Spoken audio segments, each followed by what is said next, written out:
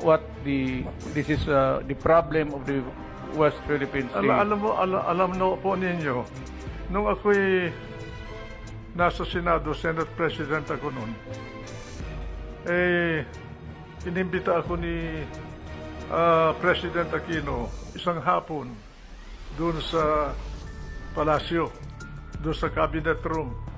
Nung dumating ako doon, akong unang dumating. Pangalawa, dumating si Senator Trillanes. Pareho kaming senador noon. Meron siyang ibinubulong sa akin na treason. Hindi ko naintindihan yung gusto niyang sabihin. Pagkatapos nung dumating na si Albert Del Rosario, kalihim ng Department of Foreign Affairs, at kasama niyang presidente, umupo sila.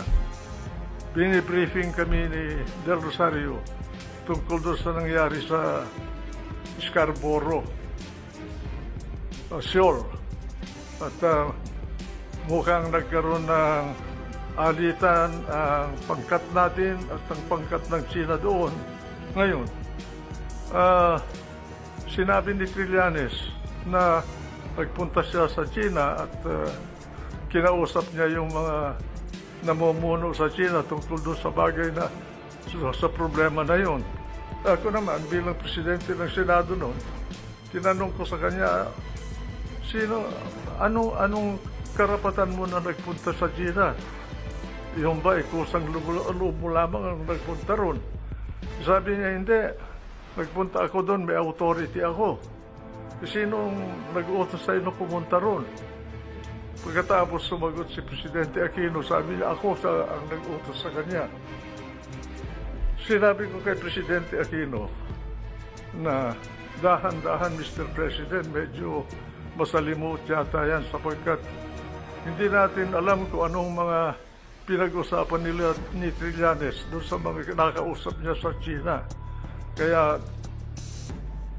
mag-iingat tayo. Pagkatapos noon, si Secretary Del Rosario, binigyan ako ng sulat ni Ambassador Brady natin sa China na nagre-reklamo na itong si Trillanes ay binabypass siya. Yung pala, si Trillanes pasok at labas sa China na tila hindi na dumadaan sa immigration dahil inuutusan yata siya ni Presidente Aquino. Kaya sinabihan ko sila na dapat huwag natin gawin yun sapagkat bansa ang nauukol dito. Nagkaroon ng mediation. Ngayon, ang mediator pala doon ay ang Amerika. Ang question ngayon na hindi ko masagot at hanggang ngayon hindi ko alam kung sino ang humingi ng tulong ng Amerika. Ang Amerika ang nag-mediate. Nagkaroon ng kasunduan dahil sa mediation ng Amerika na umatras bawat China at Pilipinas doon sa area ng Scarborough. Sinunod ng Pilipinas yung kasunduan sa ilalim ng mediation ng Amerika pero ang China ay hindi sumunod. Ngayon, ang question ko, kung ang Amerika ang naging mediator, unang question, sino ang humingi ng tulong ng Amerika? Pangalawa, bakit nung hindi tinupad ng China ang kasunduan, umatras din siya? Bakit hindi man lang pinagsabihan ng Amerika ang China na tuparin niya yung kasunduan?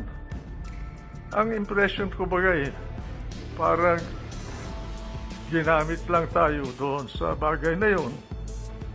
Ano man na interest ang nauukol para sa Amerika, hindi ko alam. Pero ganon ang impression ko. Hanggang ngayon, hindi ko masagot kung bakit yung mediator natin ay hindi tayo tinulungan para tumupad naman ang China para doon sa kasunduan na umatras sila. Kaya ngayon, sila ang nakapwesto doon, tayo na wala. Yan po ang natatandaan ko na pangyayari dyan sa problema ng tinatawag natin na panatag, isla ng panatag. Senator, I would like the people to know, you have given us really almost the foundation of your talk tonight and probably your answers. Na bakit pumayag ang Pilipinas na umatras tayo? I would like to know if you know what drove Aquino to reach that decision to order the Navy to retreat. Yun daw ang kasunduan na natamo ng dalawang panig sa ilalim ng mediation ng Amerika, Mr. President.